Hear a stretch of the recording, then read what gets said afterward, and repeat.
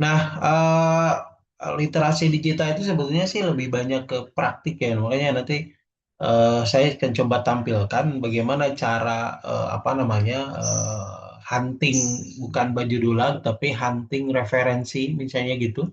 Kemudian juga bagaimana Anda nanti menggunakan pencarian data akademik. Kemudian juga nanti bagaimana data akademik itu pentingnya buat apa dan lain sebagainya.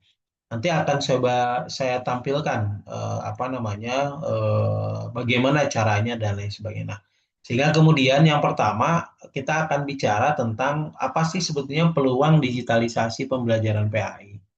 Artinya kenapa pembelajaran PAI itu perlu dilakukan sebuah digitalisasi?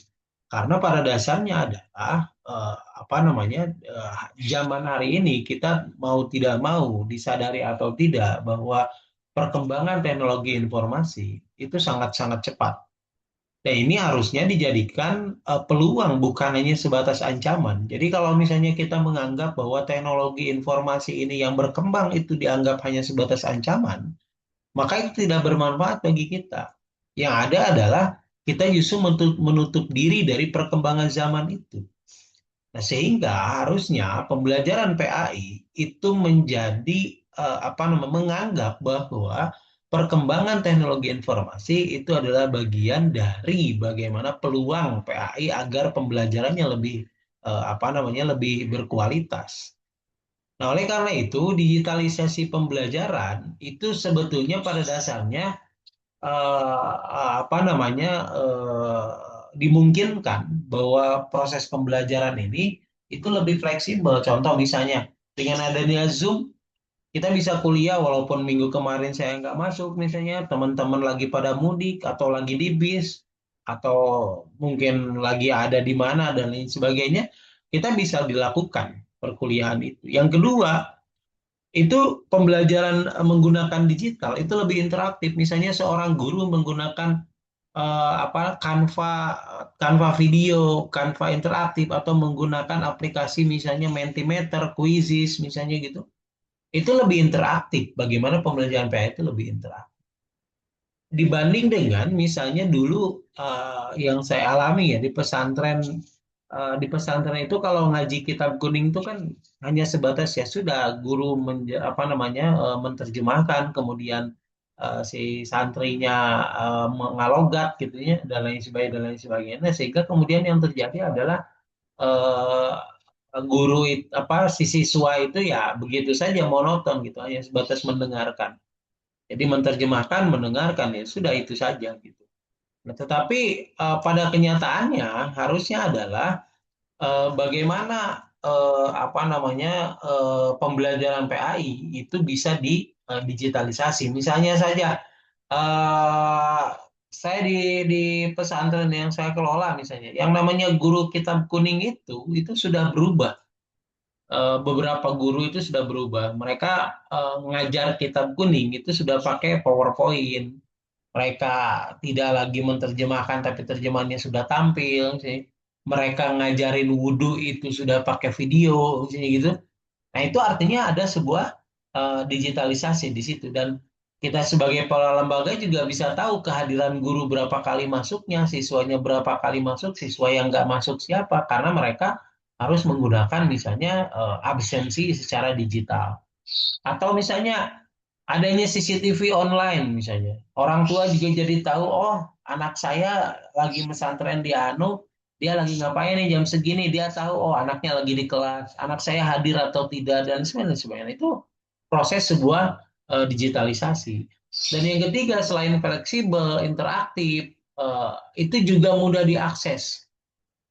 Kenapa mudah diakses? Contoh misalnya nanti akan saya contohkan bagaimana Anda bisa download buku berjuta-juta buku yang gratis, misalnya gitu.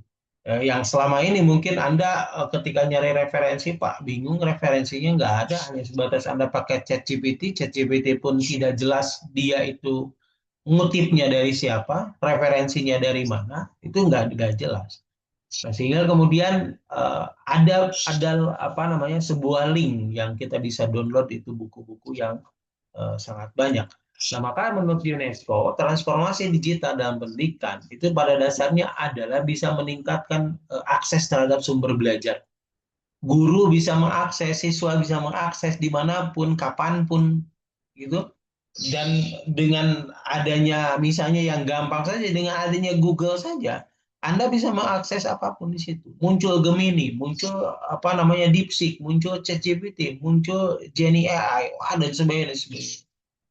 Nah, itu sebetulnya sumber belajarnya menjadi mudah.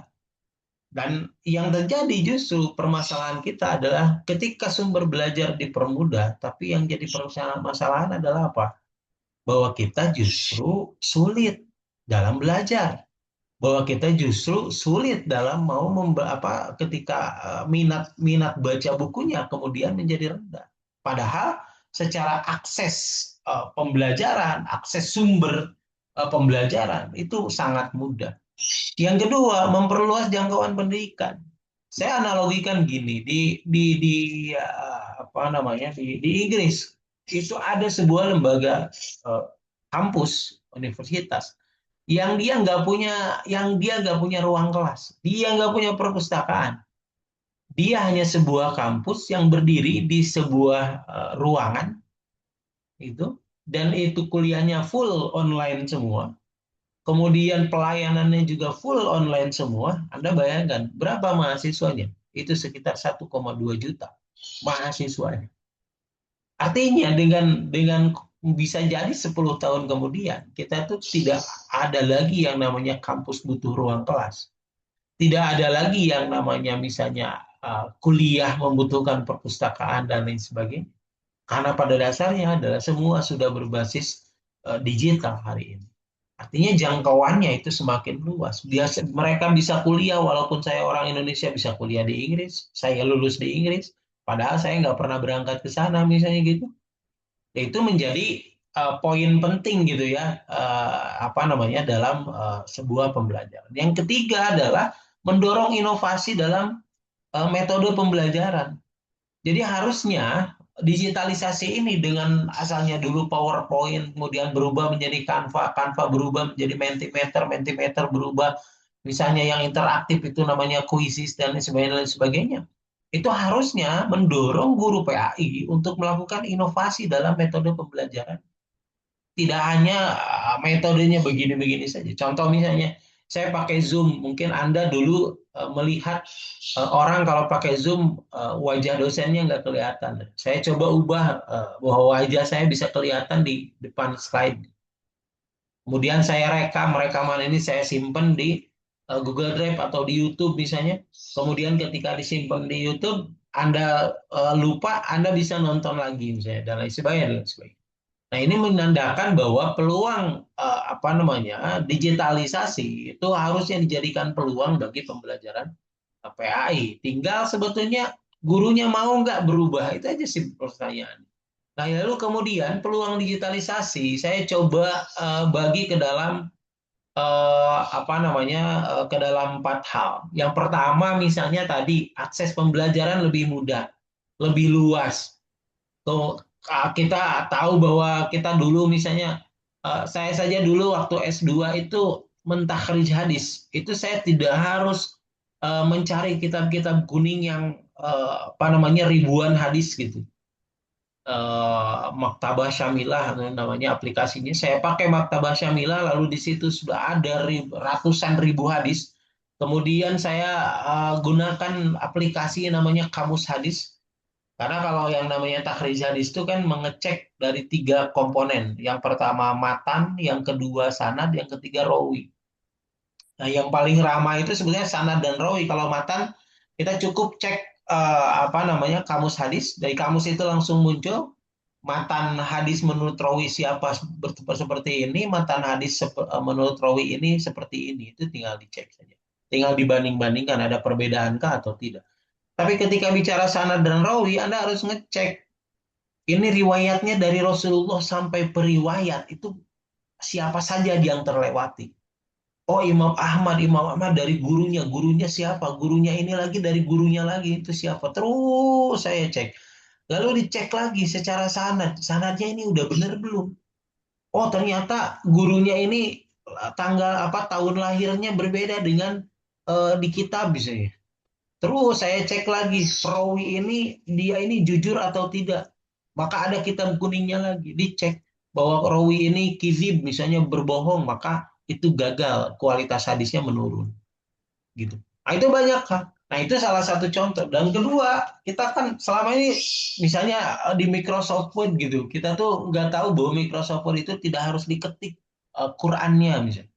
Pak, Qurannya dari mana? Dari Kemenag. Download aplikasi Quran Kemenag. Kemenag adanya di aplikasi lajnahkemenag.go.id. Jadi Lajnah Kemenag, Kementerian Agama gitu ya, .go.id. Go itu government. Biasanya kalau pemerintah pasti .go. Nah, itu bisa di-download, diinstal di Microsoft Word, lalu di Microsoft Word tinggal klik klik klik langsung nanti apa keluar otomatis kamu ayat berapa, Quran surat berapa sama terjemahan dan itu versi Kemenag. Jadi kalau Anda versi Google itu bisa jadi teks tafsir ayatnya, penerjemahan ayatnya itu bisa salah. Nanti saya perlihatkan. Yang kedua, apa namanya pembelajaran lebih interaktif. Bisa Anda bikin video animasi, bisa Anda bikin video pembelajaran biasa. Kayak saya misalkan dulu kalau nggak Zoom, saya bikin nih penjelasan saya itu saya rekam dalam bentuk video kayak gini. Saya rekam lalu kemudian nanti mahasiswa cukup saja nonton YouTube saya gitu. Yang kedua bisa jadi Anda bikin kuis interaktif atau diskusinya dalam bentuk daring via WA, Anda diskusi via misalnya Google Classroom, Anda bikin misalnya aplikasi, itu bisa jadi. Yang ketiga, pengembangan media dakwah digital. Ini juga bagian dari bagaimana peluang digitalisasi pembelajaran PAI. Dulu mungkin kita menganggap bahwa yang namanya kalau ngaji di majelis taklim, yang nontonnya, yang dengar dan yang nontonnya cuma yang hadir di majelis taklim. Tapi ketika kita ubah si ustadznya itu kemudian di live YouTube kan berapa ratus juta orang bisa nonton dia. Tidak lagi terbatas pada ruang majelis taklimnya tapi sudah digitalisasi, kemudian berubah penontonnya semakin banyak dan lain sebagainya. Makanya kadang juga pada wilayah hukum gitu ya, no viral, no justice gitu. Kalau tidak viral maka ya tidak ada apa namanya, tidak ada keadilan misalnya gitu. Itu juga macam-macam tuh. Gitu. Jadi hari ini ya tidak kita tidak bisa terlepas dari yang namanya digitalisasi. Maka gunakan digitalisasi ini sebagai peluang bagi pembelajaran PAI agar semakin meningkat kualitasnya. Atau misalnya Anda senang nulis tuh di blog Anda tulis gitu mahasiswa baca dan lain sebagainya. Lalu yang terakhir yang keempat, pembelajarannya lebih fleksibel dan kolaboratif. Anda bisa pakai online, Anda bisa pakai offline, atau Anda bisa campur antara offline dan online, namanya blended learning atau pembelajaran campuran. Nah, lalu kemudian, kita akan nanti coba belajar tentang teknik pencarian informasi secara efektif. Nah, biasanya teknik informasi pencarian secara efektif satu kan kalau Anda buka Google itu biasanya Anda bikin kata kuncinya apa gitu. Kan itu biasanya gitu. Kemudian ternyata kalau Anda kan biasanya bikin makalah nih judulnya apa? Blog aja langsung judulnya segitu blog di Google atau di ChatGPT Anda perintahkan buatkan, nah, Anda langsung buatkan. Jadi tidak memperlakukan misalnya bahwa ChatGPT itu harus menjadi mahasiswa PAI misalnya. Jadi kalau pakai ChatGPT misalnya ya Anda harus sampaikan misalnya apa namanya seandainya Anda adalah mahasiswa pendidikan agama Islam semester 2 dan Anda sedang belajar tentang mata kuliah literasi digital. Dapatkah Anda buatkan artikel yang berjudul tentang peluang digitalisasi dalam pembelajaran PAI, misalnya gitu. Nah, itu harus di ini dulu, promnya itu harus disampaikan dulu bahwa dia ini si ChatGPT itu sebagai mahasiswa PAI semester 2. Sehingga dia akan menyesuaikan. Walaupun tadi ketika Anda pakai AI, ChatGPT, Anda pakai DeepSeek, Gemini AI dan kawan-kawannya atau pakai Gemini misalnya, itu mereka tidak menjelaskan secara rinci referensinya dari mana. Kalaupun mereka Anda suruh coba buatkan dengan referensinya, Anda suruh pakai referensinya pun dia akan ngarang karena dia itu hanya berbasis data yang ada di online. Gitu. Basis data yang ada di online. Sehingga kemudian apa? Sehingga kemudian dia hanya meramu. Makanya kan disebut AI, Artificial Intelligence, kecerdasan buatan. Dia meramu yang ada di online itu semua, lalu kemudian dia simpulkan berdasarkan kecerdasan dia. Dan itu referensinya nggak jelas. Gitu. Nah, nanti Anda belajar teknik pencarian mesin pencari akademik. Kayak misalnya, Pak, saya tuh pengen submit di Sinta 5 pendidikan Islam di mana ya? Kan mahasiswa sering selalu ketika dikasih tugas sama dosen nyari-nyari Sinta 5 di mana pendidikan Islam. Nanti akan kita coba perlihatkan. Yang kedua, yang ketiga adalah memanfaatkan fitur penyaringan. Nah, kita kan kalau misalnya Anda pencarian ya udah plak begitu aja semua dicari gitu. Tapi tidak pernah disaring bahwa yang Anda cari itu tentang apa gitu. Atau misalnya, Pak, saya tuh nyari artikel, tapi artikel 10 tahun ke belakang. Jadi referensi saya 10 tahun ke belakang. Itu gimana caranya? Nah, itu harus ada. Misalnya kalau Anda pakai Google Scholar, itu ada nanti tampilan di Google Scholar batasan tahun dari kapan sampai kapan. Itu nanti kita akan belajar itu. Dan yang terakhir, mengevaluasi kredibilitas. Nah, ya, evaluasi kredibilitas sumber ini kayak tadi. Kalau Anda pakai ChatGPT, ya sudah, begitu saja berdasarkan ChatGPT gitu loh. Dan itu tidak si sumbernya itu bisa jadi tidak kredibel, tidak jelas, bahkan tidak valid. Karena dia hanya meramu berdasarkan pikiran dia sebagai robot, pikiran dia sebagai AI, sehingga yang ada di internet, semua data-data yang ada di internet, dia hanya meramu begitu saja. Gitu. Nah, itu adalah bagian dari nanti teknik pencarian otomatis. Nah, yang selanjutnya, yang terakhir, database akademik. Nah, Anda kan nanti akan ketemu ya, bagaimana database akademik dalam pencariannya. Misalnya, Anda menyediakan referensi ilmiah yang terpercaya itu di mana sih Pak nyarinya? Oke, contohnya misalnya Pak, saya pakai Google Scholar, atau Anda baru dengar Garuda, Sinta, DOAJ, misalnya gitu. Anda mungkin Google Scholar udah pernah lah misalnya. Tapi Garuda nomor 2 sampai nomor 4 ini DOAJ mungkin Anda baru dengar. Itu nanti kita kita coba perlihatkan. Saya slide-nya hanya 5, tapi nanti lebih banyak saya buka di apa namanya di apa di browsing. Nanti kita akan contohkan. Nah, kemudian yang ke selanjutnya, manfaat database akademik ini apa sih Pak? Kan Anda tuh suka dikasih tugas ya buat karya tulis ilmiah misalnya gitu. Yang pertama, Anda harus menemukan referensi ilmiah yang berkualitas. Bagaimana caranya? Gitu. Nah, maka menggunakan namanya database akademik di internet. Kemudian ya kan kita tuh kadang masih menggunakan misalnya referensinya dari mana ini Pak, menurut Wikipedia di Google. Wikipedia tuh bisa Anda edit loh. Anda bisa ngedit sendiri Wikipedia itu. Sehingga saya menyarankan kalau ada mahasiswa yang referensinya berdasarkan Wikipedia, itu stop, jangan diulang lagi. Kenapa? Karena Wikipedia itu bisa kita edit. Atau misalnya dari blog. Blognya tahun berapa, tanggal berapa, bulan apa. Itu harus jelas. Gitu. Jadi kan kalau kita biasanya bikin makalah kan gitu ya, cari ya di Google misalnya, lalu ketemu tulisannya, lalu Anda copy, pindahin ke Word, Anda edit, rapihin gitu, lalu Anda cetak. Udah seperti itu. Padahal pada dasarnya Anda nggak tahu isinya apa. Gitu. Jadi sebetulnya dengan banyaknya AI pun itu tidak menjamin mahasiswa itu bisa memahami isi yang dia tulis. Kenapa? Bisa jadi dia nggak baca. Dia hanya kopas-kopas saja, kemudian kesimpulannya nggak ada. Misalnya gitu. Sehingga kemudian dia ketika menjelaskan presentasi makalah di depan kelas pun pasti dibaca. Karena nggak tahu isi makalahnya apa.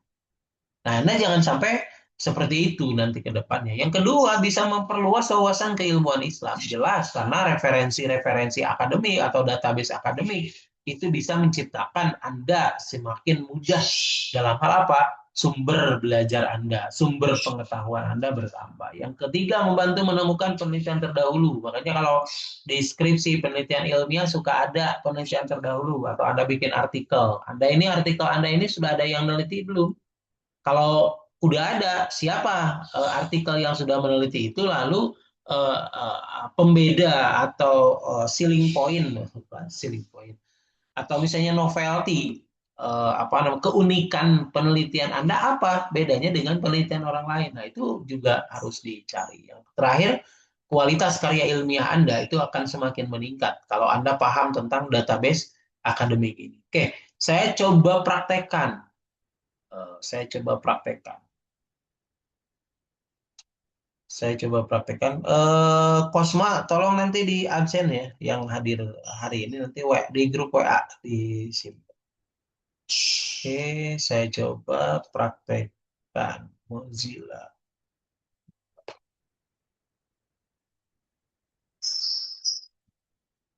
Kosmanya hadir nggak? Halo, ada ya dicarai HP nama huruf gitu. Kalau Nggak saya ada, biasanya Bapak. gitu. Oh, nggak ada. Oke, sama Alvina aja pengabsenkan ya, ditulis di grup WA. Oke, Ya, saya coba contohkan yang pertama, mempermudah Anda ngetik Quran di apa namanya di Microsoft Word. Nah, kan Anda tampilnya gini. Nah, di saya itu muncul ini Quran Kemenag nih, di sini nih. Ada Zotero, ada Quran Kemenag nih. Nah, Pak, masukin ini gimana caranya diinstal? Aplikasinya di mana, Pak? Aplikasinya nanti akan saya coba perlihatkan aplikasinya.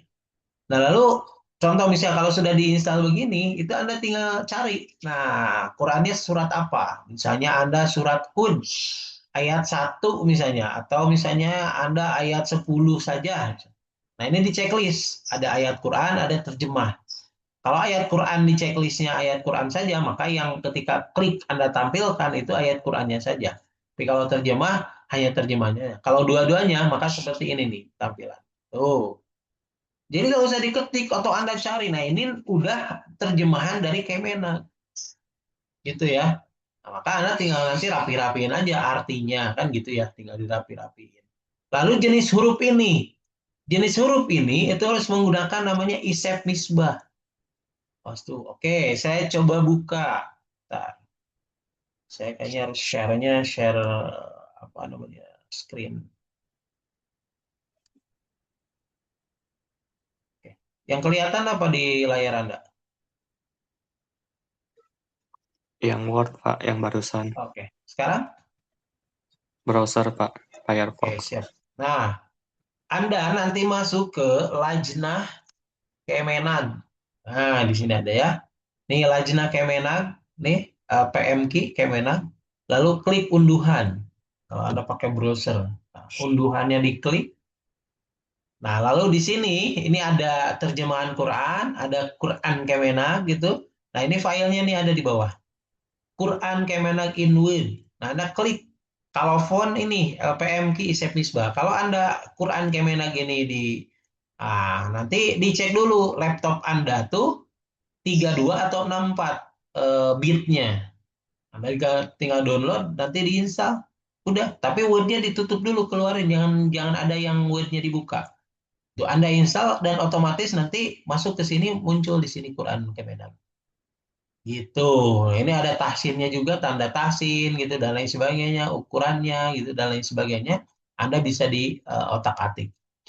Nah, ini kalau hurufnya ini nih Isep Nisbah font LPMQ Isep Nisbah. Caranya Anda download.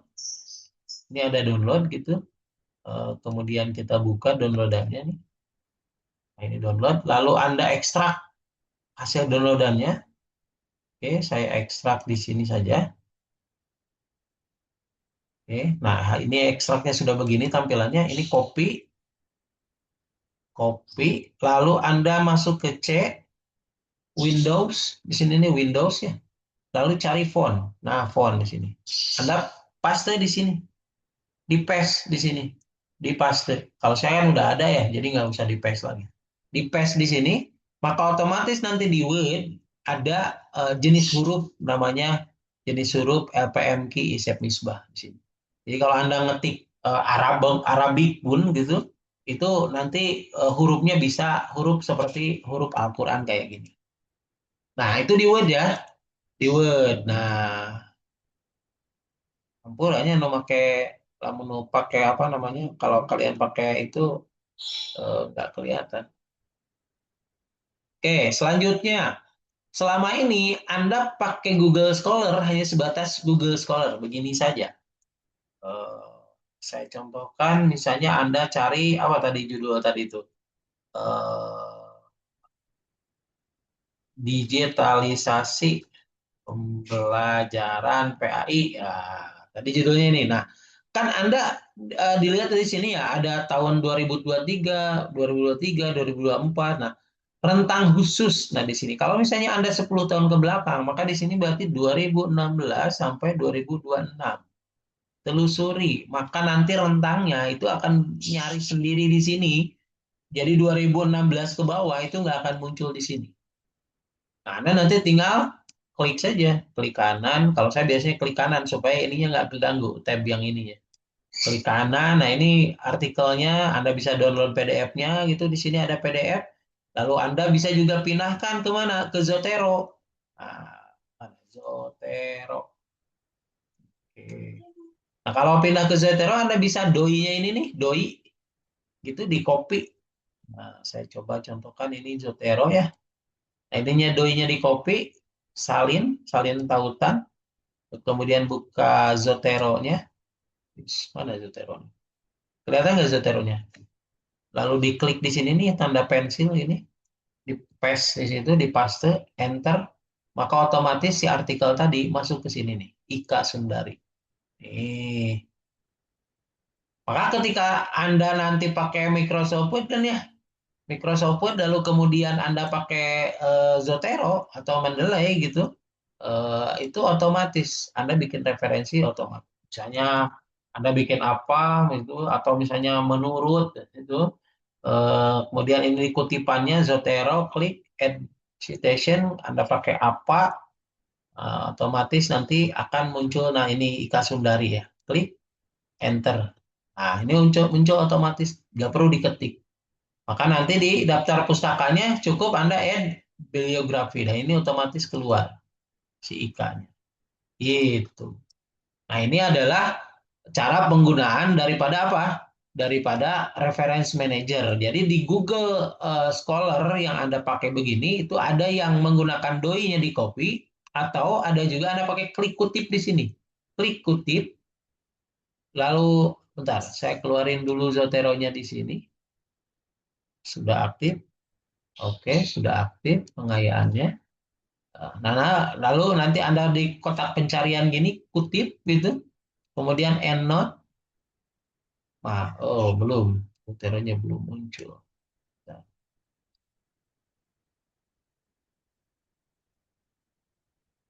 Nah, klik kutip, EndNote.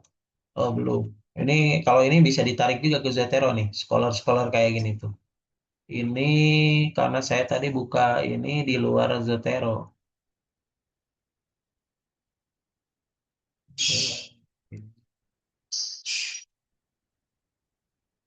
Nah, kalau pakai Mendeley juga bisa otomatis.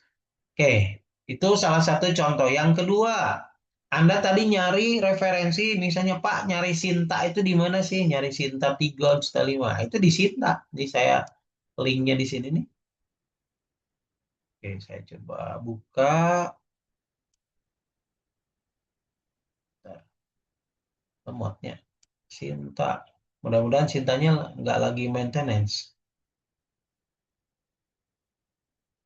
Sinta. Nah, Sinta Kemendikbud. Saintek, Pendikti, Saintek. Nah, ini nih. Anda nanti buka di sini. Ini sudah terbuka ya. Kalau saya bisa login karena punya akun sebagai dosen. Nah, Anda cari di sini kan author kalau ini ya. Anda nyarinya jurnal. Nah, jurnal, klik di sini pilihannya. Lalu Anda ketikin jurnal apa? Pendidikan Islam gitu. Nah, nanti Pak, pendidikan Islam ya. Ini keluar, ini jurnal pendidikan Islam. Anda bisa submit di sini. Pak, saya pengen ke Sinta 4, Pak. Nah, ini filter aja nih, diklik filter. Anda pilih Sinta 4 di sini checklist. Anda tentang apa? Education. Misalnya gitu. Oke, filter jurnal. Anda ketik lagi. Jurnal pendidikan Islam. Oke, enter. Nah, maka lahir keluar di sini. Jurnal-jurnal pendidikan Islam Sinta 4 nih. Sinta 4. Gimana cara bukanya, Pak? Di sini ada kata website. Nah, website. Saya perbesar deh. Biar kelihatan. Jadi hilang kan. Nah, di sini ada website. Diklik aja websitenya. Maka dia masuk ke sini. Gitu ya. Nah, ini juga website. Klik aja. Nanti dia masuk. Tuh, jurnalnya ya. Gitu. Nah, ini ada Crossref. Nah, ini Garuda. Garuda juga gimana sih Pak Garuda tuh? Nah, Garuda itu sebetulnya gini. Nah, Garuda nih. Wah, Garudanya lagi error. Kemendikbudnya diganti kayaknya. Link ininya nih diganti kan bukan Kemendikbud sekarang ya, Kemenristek Dikti. Jadi seperti itu, ini Sinta. Jadi Anda tinggal filter aja nyarinya Sinta 5 Pak. Ya udah klik Sinta 5-nya checklist, jurnal pendidikan ya. Atau Anda nggak usah pakai jurnal pendidikan karena nanti pencarian di sini jurnal pendidikan Islam misalnya gitu. Ini akan keluar itu jurnal-jurnal pendidikan Islam. Anda tinggal buka saja websitenya. Nah, itu masuk ya. Anda tinggal bikin akun lalu Anda submit. Nah, itu salah satu contoh di mana apa namanya jurnal-jurnal itu banyak. Yang ketiga, terakhir nih, siapa di sini yang kesulitan nyari buku? Ayo, ada yang kesulitan nyari buku? Mahasiswa biasanya kesulitan nyari buku nggak? Tidak, sudah diajarin Pak Adi. Oh, udah ya, nyari buku. Oke. Jadi, kalau Anda nyari buku, saya biasanya pakai Z Library ini. Oke, Z Library. Ini contoh di sini. Home.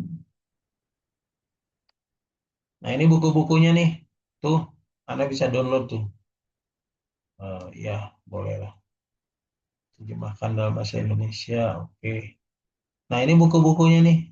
Anda tuh yang senang buku filosofi teras gitu. Anda nanti boleh ke id.zstriplibrary.sk. Itu bisa download. Ini misalnya filosofi teras nih. Anda cukup kalau mau baca doang baca nih, baca dari. Tapi kalau Anda mau download tinggal klik download di sini PDF. Dia otomatis nge-download sendiri. Anda pernah belajar publish or vanish? Udah ya?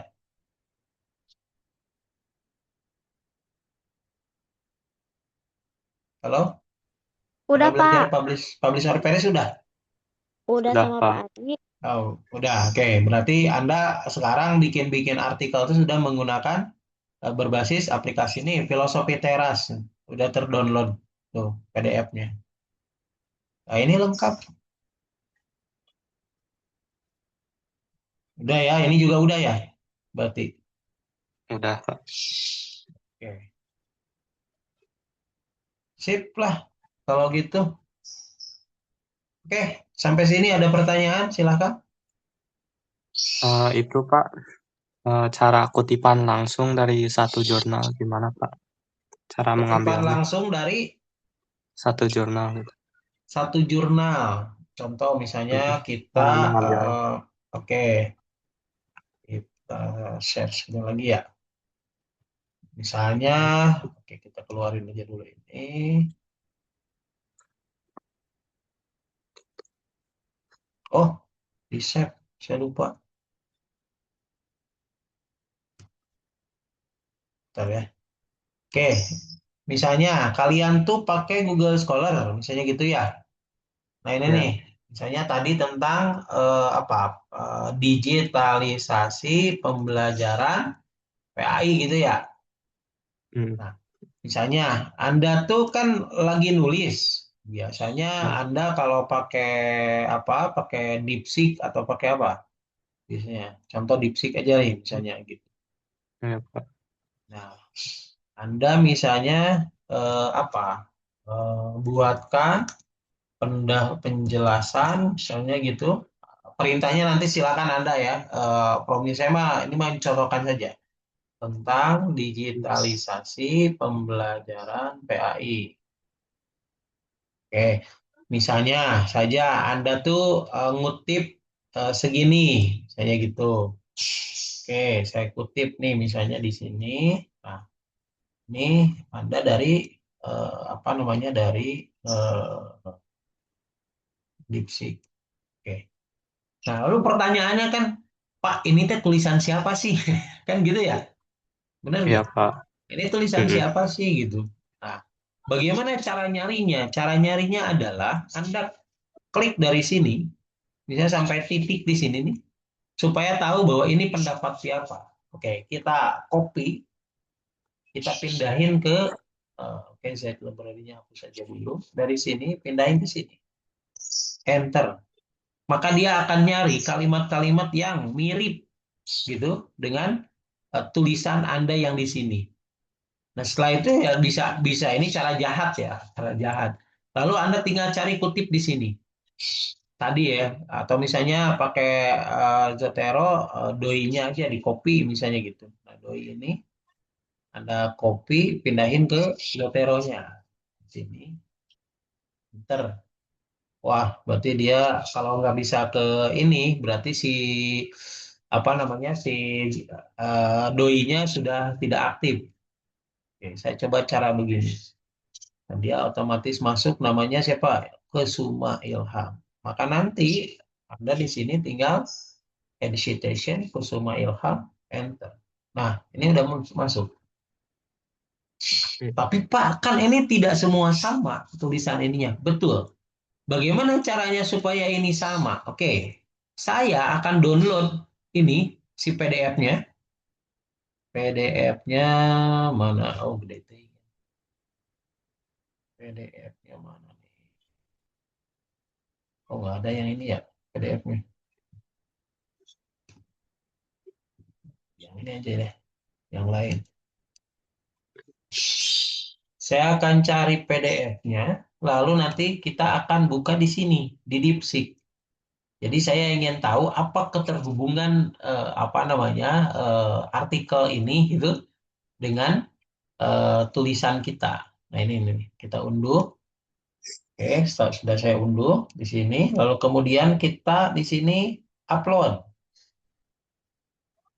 Downloadan tadi mana ya tadi? Nah ini ya, diupload. Lalu saya perintahkan dalam artikel ini coba buatkan penjelasan atau kesimpulan artikel. Lalu apa hubungan dengan pernyataan yang tadi, pernyataan yang tadi yang Anda sudah tulis.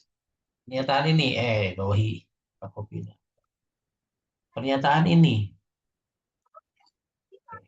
Lalu tanda kutip, enter. Nah, dia akan membuat kesimpulan artikel Anda. Artikel yang tadi di-download ya. Artikel yang tadi di-download. Ini kesimpulan artikelnya disimpulkan beberapa poin, satu, dua, tiga, gitu, empat. Kemudian hubungan dengan pernyataan.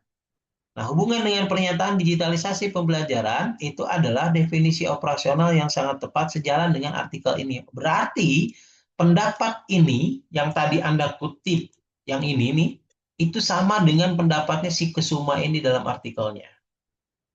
Dia ya, selesai ya, gitu.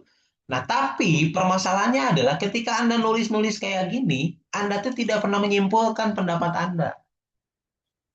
Jadi setelah ini kutipan, misalnya ini lagi cari kutipan lagi, misalnya gitu.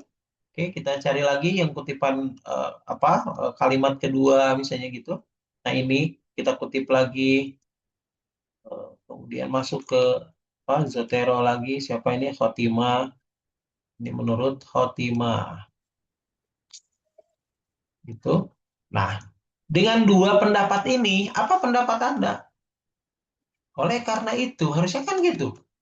Oleh karena Hmm. itu, maka digitalisasi pembelajaran PAI. Nah, ini tuh pendapat Andanya. Nah, selama ini kita ngetik, bikin artikel, bikin tulisan tuh nggak ada pendapat kitanya. Kayak kayak kalau saya nyebutnya kayak Anda nyusun apa sih dulu koran ditempel-tempel tuh namanya.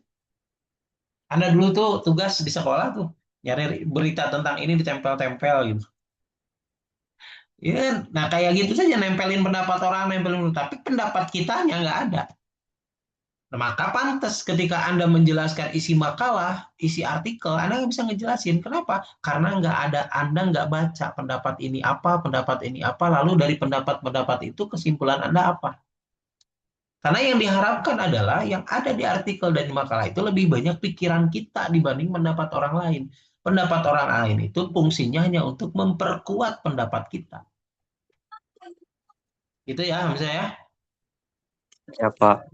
Nah, oke, ada lagi yang lain. Bisa ya, kayak gitu? Bisa, Pak. Nah, saya mah kudu lo banyak prakteknya.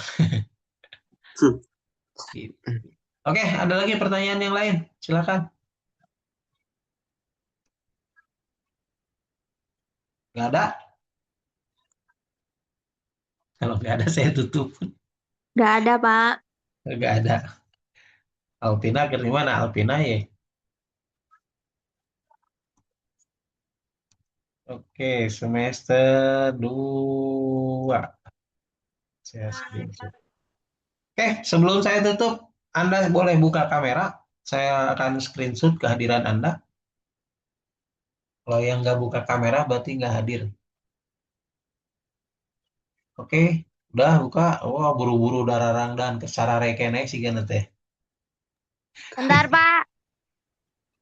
Saya lagi pakai kaos sih tidak. Jadi kan anak pakai celana, pakai kolor atau naon teh apa kan?